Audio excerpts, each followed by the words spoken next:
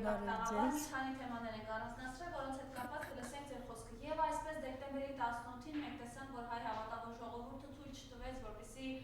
այդ սակավաթի, բայց այսպես կոչված ԿՊ-ի աջակիցները կարողանան ներխուժել մայր տաճար եւ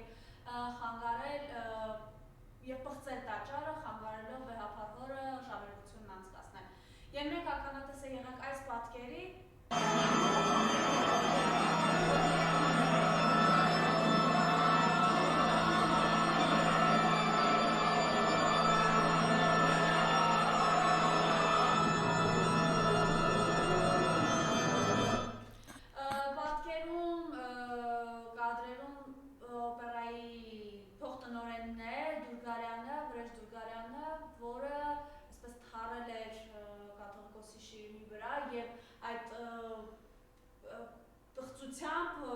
պահանջում էր, որպեսզի ներխուժեն մայր տաճար, խանգարելով վեհափառ անցկացնել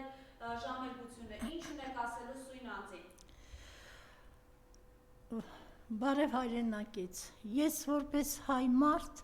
ամոթ եմ զգում, նախ եւ առաջ։ Առաջին հերթին ամոթ, որ մեր մեջ այսպիսիները կան։ Այն էլ մշակույթի բնագավառում աշխատող մեկը։ Դե այստեղ են ասել էլի, գողը որ տանից չլինի, եզը երտիկից ինչպես կհանեն։ Ամոթ քեզ, Դուրգարյան ազգանունը կրող վրեժ, ամոթ քեզ, դու մի անգամ գոնե հարցրած կաս, թե քո ծնողները ինչու են քո անունը վրեժ դրել օրինակ։ Ինչու են դրել։ Հայ իրականության մեջ այդ անունը, այդ սովորական հասարակ անունը շատ շատերի մոտ վերածվել է հատուկ անվան, որովհետև հայի բնավորության մեջ, նրա բնույթի, նրա էության մեջ նստած է եղել միշտ իր կորցրածը հետ բերելու համար դուրս գալ վրեժի։ Հիմա դու դուրս է եկել, որ ինչ բերես, որ ԿՊ-ի համար ճանապարհ ես հարթում, ամոթ քեզ, գետինը մտնես, գետինը, դուք ինչպես չեք վախենում Աստծուց, դուք այն սին լքորներն եք, քեզ նմանները վրեժ կոչեցյալ, այն սին լքորներն եք, այն ստահակները, որոնք վախ չունեն հավանաբար, բայց չմոռանաք, ուշ կլինի, պուպուշ կլինի, ժողովրդական ասացվածն է ասում, այ որ մի օր Աստծո դատաստանը կչոքի գլխիդ, այն ժամանակ կհիշես, թե դու ինչպես էիր բարձրացել կաթողիկոսի տապանակարին, որ իրավունքով, բա դու քեզ կարող ես համարել բարոյական մարդ,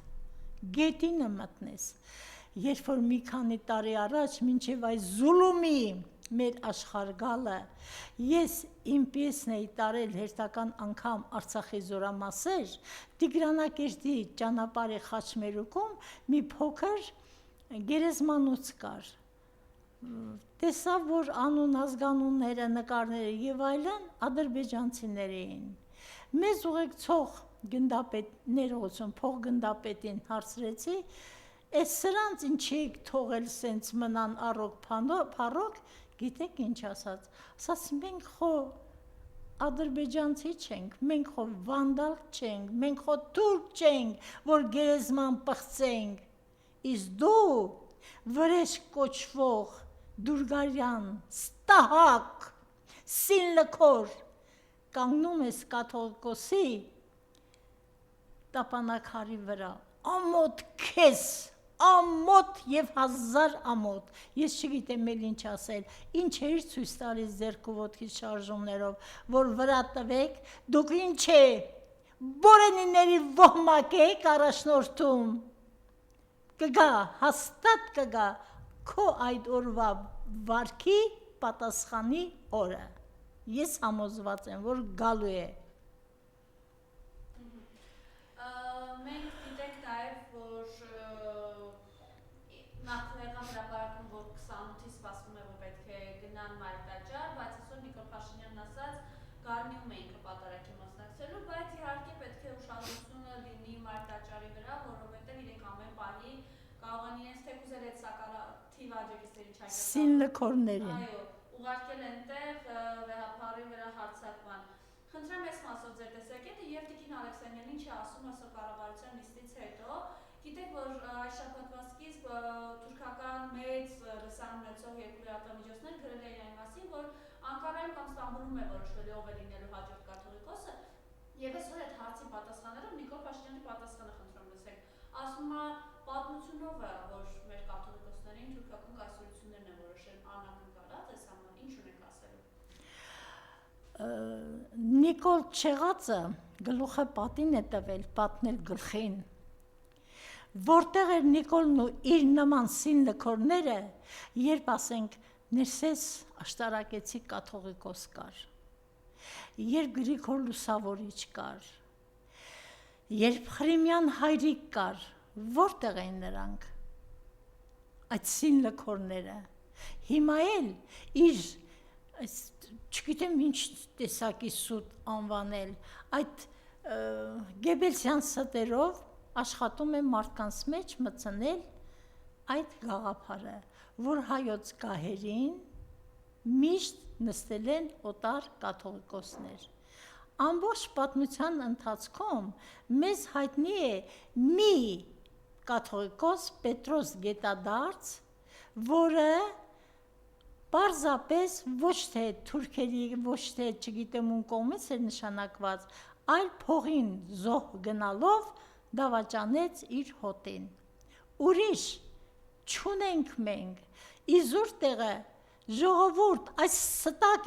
ստախոս տահակին ականջ մի դրեք, այսօր ես ինձ տանջելով, խարակիրի ենթարկելով, փորձում էի լսել կառավարության նրա ճամարտակությունները,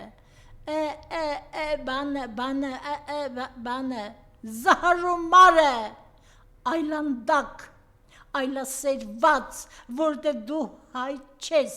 դու քանի որ թուրք ես քո արյունով, քո գաղափարներով, քո ամբողջությամբ, քեզ թվում է, թե դու կարող ես հայոց կաթողիկոս նշանակել որևէ մեկին։ Դու այնքան ես օրենքներից հեռու, ինչքան ասենք խոզը պտտաձողից, ինչքան քեզ նմանները արևից, երկրից, երկնքից, էլ ինչ ասեմ, դու պարզապես թյուրիմացություն ես, որին հաջողվել է օտար միջամտություններով բազմել հայոց իշխանության գահին, բայց դա երկար չի տևելու, որտեղ ոչ մի իշխանություն մշտական չէ, հարատև չէ, դու էլ ես ընկնելու եւ ընկնելու ես սարսափելի վատ վիճակով։ Էս դու որ այդ խառնամբոխը տանում ես հասնում Էջմիածնի, Սուրբ Էջմիածնի դարպասներին, նրա մուտքի դռներն են ոտքերով հարվածում, ձեռքերով հարվածում, սա այս աղմուկը, այս պղծությունը Աստծո ոչ ականջից, ոչ էլ աչքից հեռու չի մնալու, դու պատժվելու ես, դու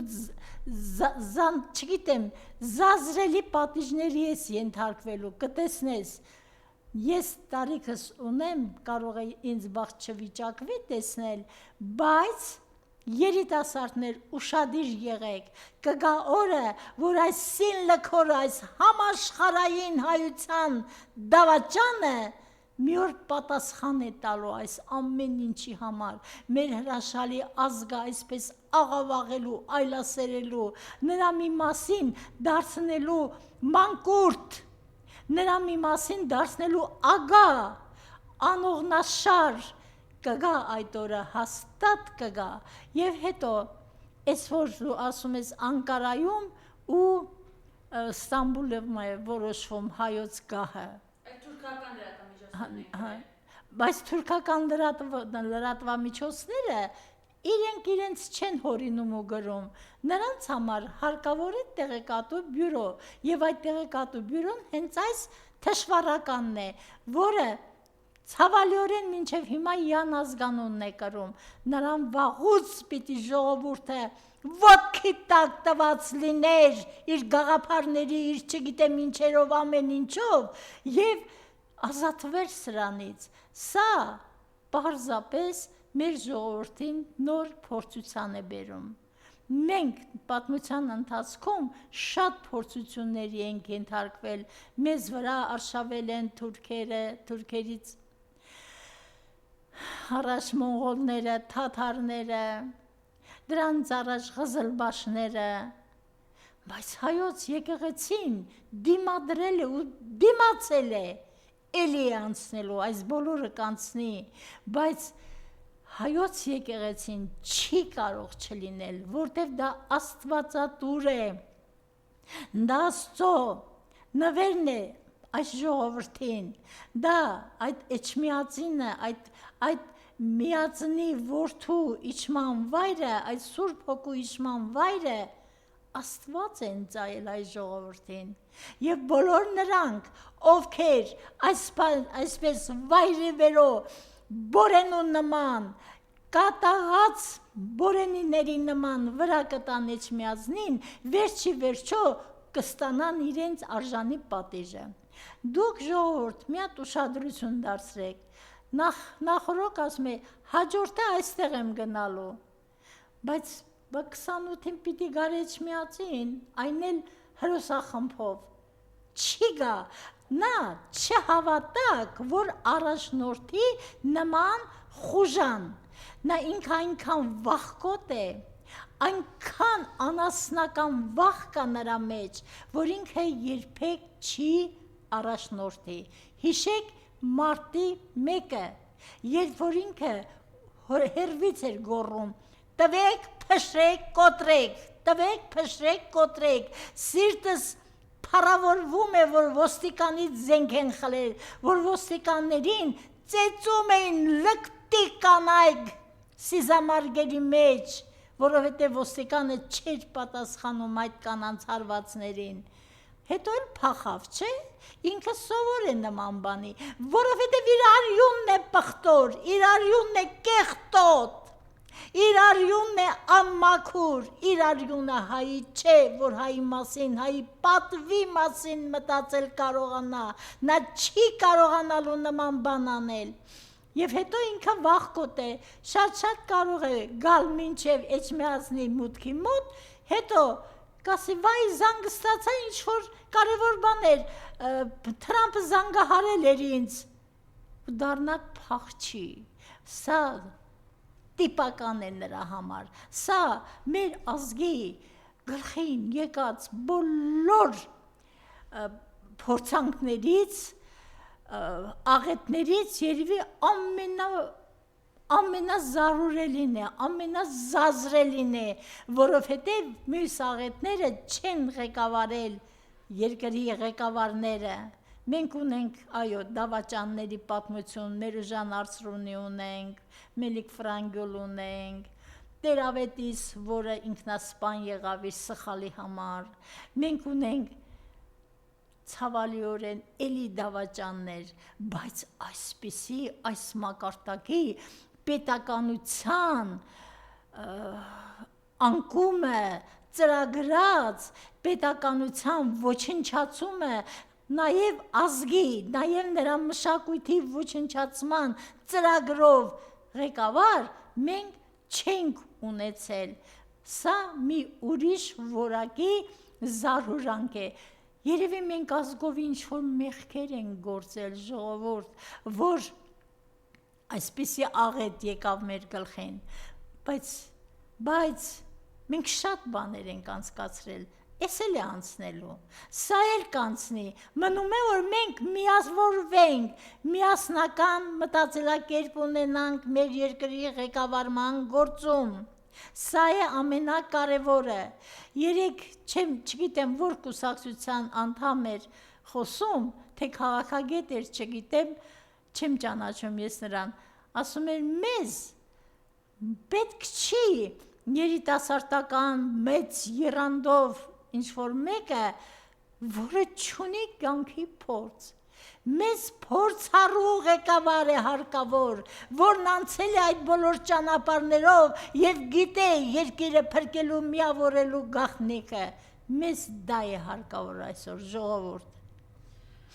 Աշոտ երկաթին տարան կալանքի, խնդրեմ ես շատ եմ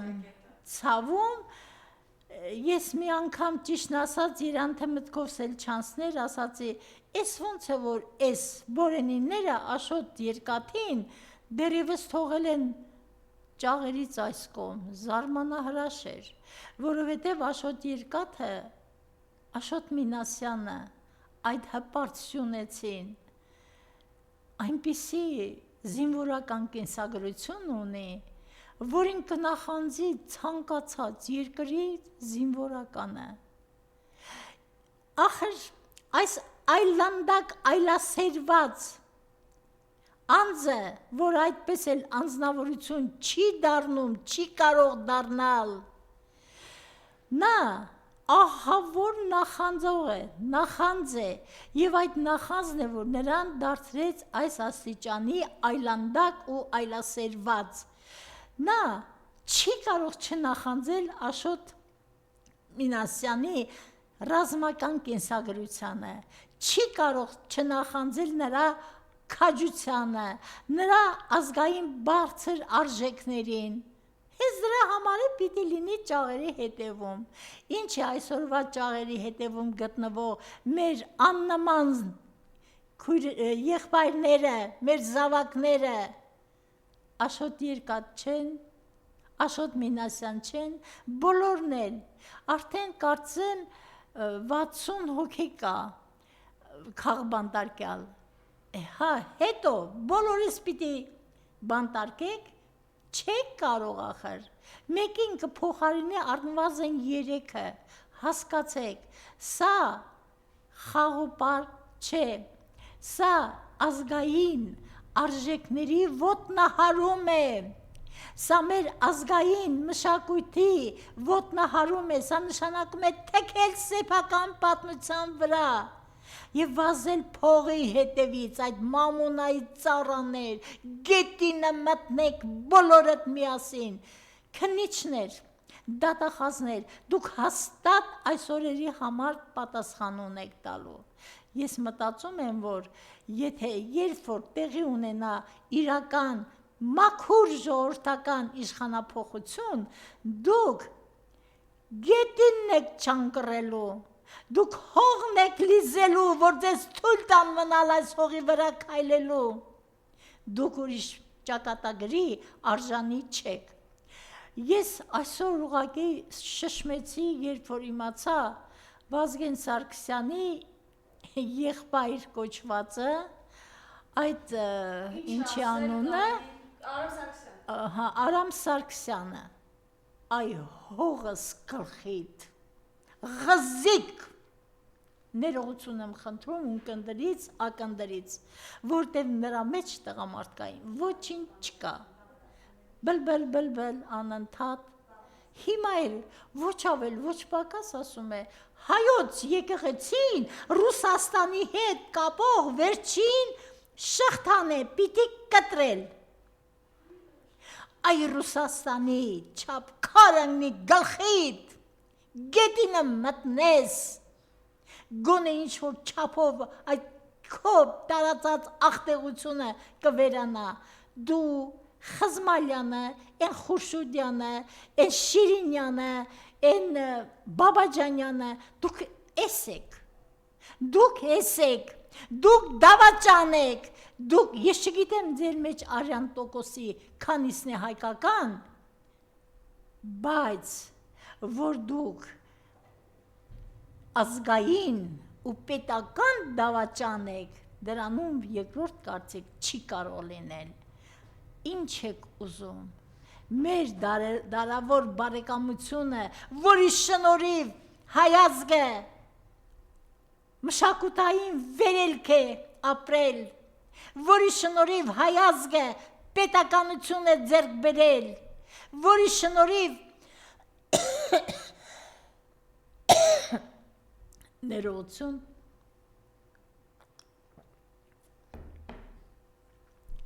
հայազգն իրեն ապահով էր զգում Անդրկովկասի այս տարածքում, ուզում եք, որ անպայման ոչնչանա, բայց դու ով է քո անվտանգության երաշխիքը, թուրքը,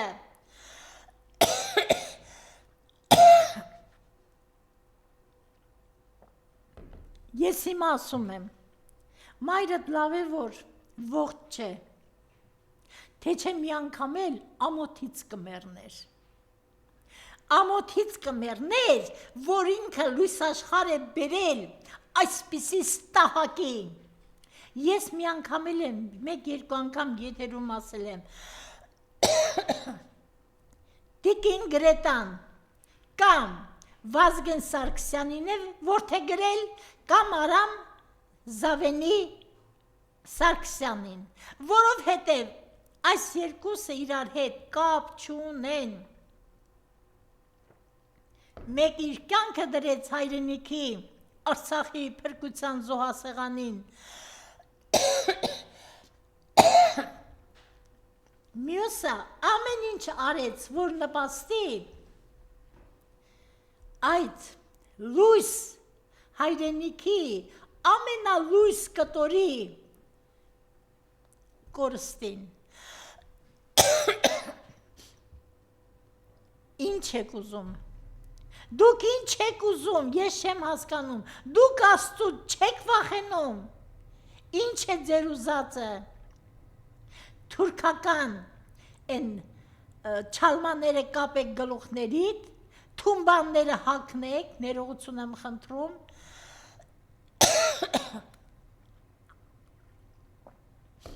խանչալը կախեք այս մեջքի գոտի տակ, ու մնաք որպես ներքինի, հա, այն ներքինիներ, ես ձեզ բոլորիդ անվանում եմ ներքինի,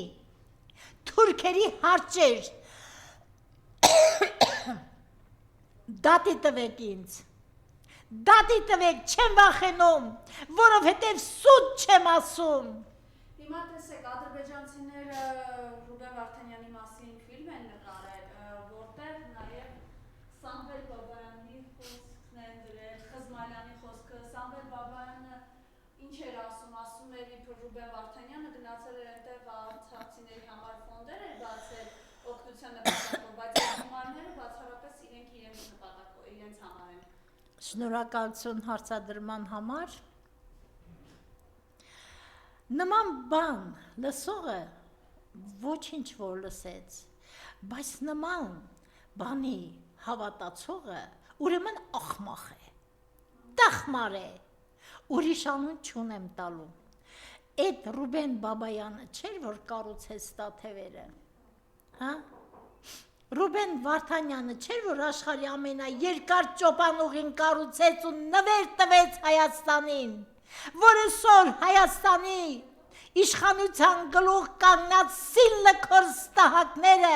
Ռուբեն Բաբայանին նվեր տան թուրքերին։ Դուք չեք վախենում, ես չեմ հասկանում։ Չեք վախենում Աստծո զայրույթից։ Ռուբեն Վարդանյանը ինքը միլիարդատեր էր, իր ինչին էր հարկավոր։ Մարդ, որը հիմնադրել էր Ավրորան, ու միլիարդներ էր ծախսում այդ բարեգործության ուղղությամբ։ Հիմա պիտի այնտեղ Արցախի ժողովրդից փող հավաքեր, որ օգտագործել իր գրպանի համար։ Գետին է մտնեք, նույնիսկ սուտը չեք կարողանում կարգին մտածել։ Նույնիսկ սուտը չեք կարողանում հիմնավորված ասել, որ մարդիկ հավատան։ Ձեզ նույնիսկ ամենավերջին տխմարը չի հավատա, որովհետև դուք Գեբելսյան ստի կողմնակից եք, ուրիշ բան չեք դուք։ Դե Սամվել Բաբայանը, որ չչարախոսի, որ գողը տանի չլինի, եզը երտիկից ինչպես կհանեն, որ Խզմալյանը չչարախոսի, իս ինչքան է ատում ռուսներին, Տեր Աստված, իր կրթությունն էլ ինչքան գիտեմ ռուսական է, այ հողս գլխիդ, այ 60-ամյա պատանի, դու որ պատանու նման թրջկոտում էիր Ամերիկայի դեսպանատան բակում մայթի վրա, Ամերիկայի օրվա հուլիսի 4-ի կապակցությամբ։ Գնա էլի թրջկոտի, վրա դեն ծիծաղում, մի քիչ ձեզ լուրջ պահեք, Էս ինչ եք անում, էս ինչ եք անում, մեր երկիրն ինչու եք այսպես հիմնահատակ ուզում քանդու քարապանել,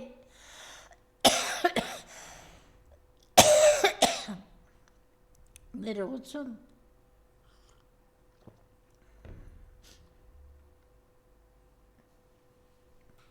մինչև ուր,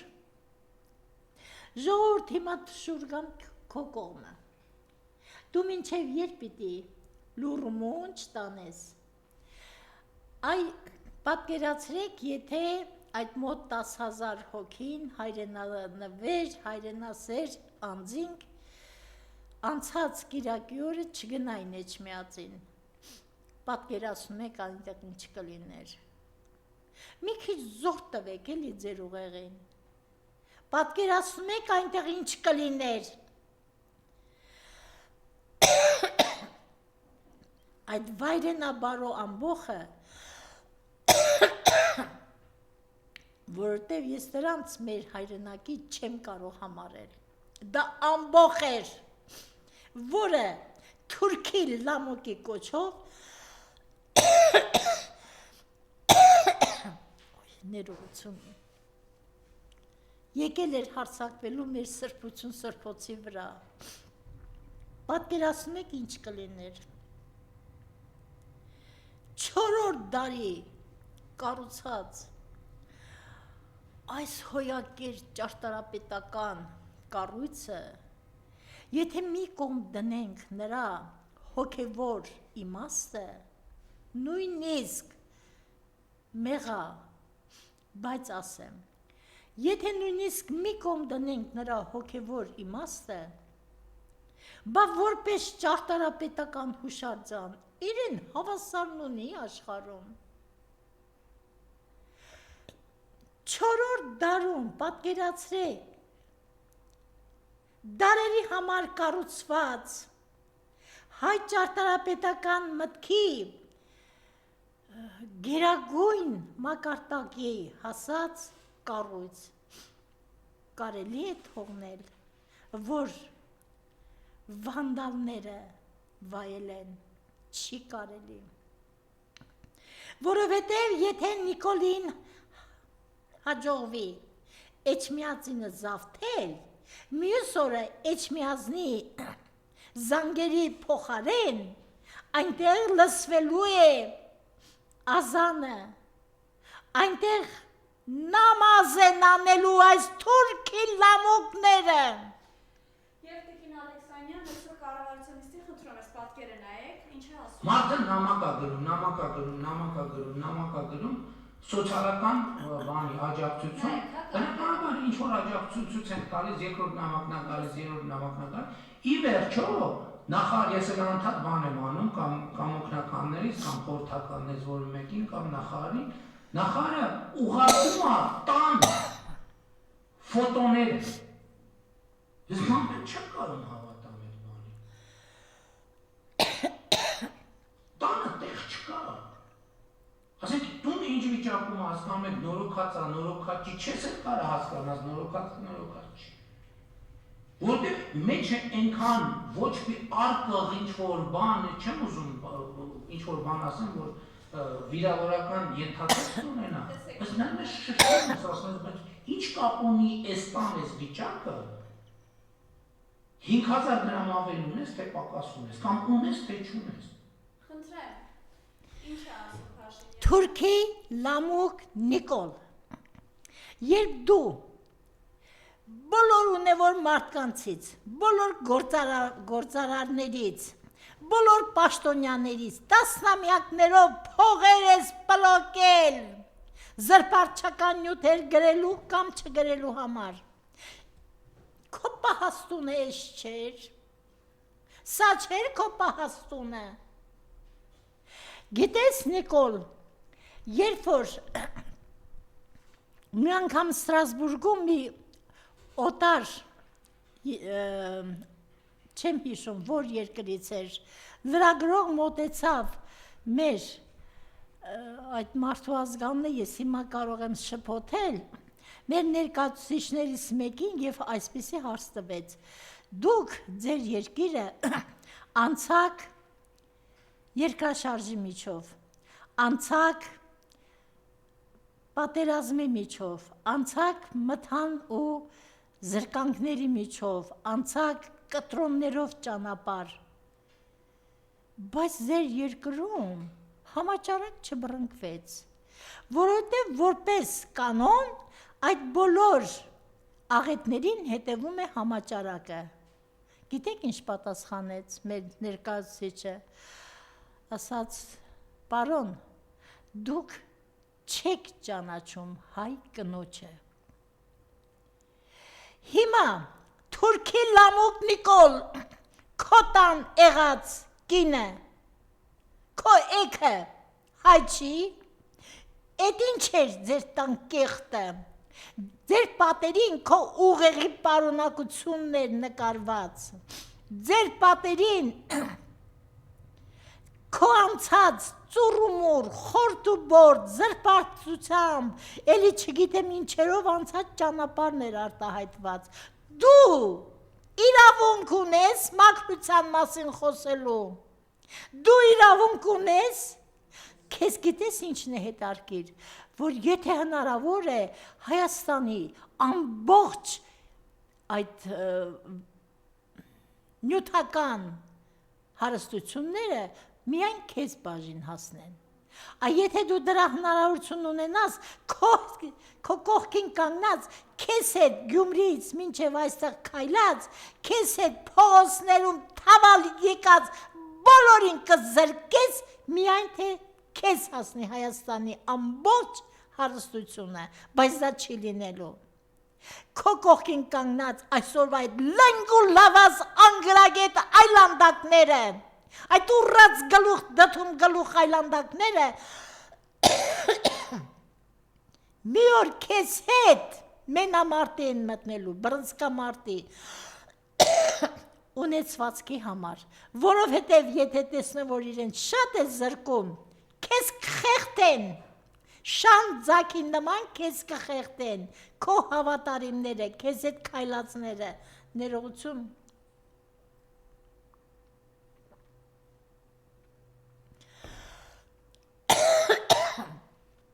Մարդն էլ այսքան ագալ կլինի, այսինքն դու մարդ չես, դրա համար էլ այդպիսին ես, դու ջրի ակունքի վրա նստած վիշապ ես, վիշապ, որը չի ուզում, որ այդ ջրից մի կաթիլ ուրիշին էլ բաժին հասնի։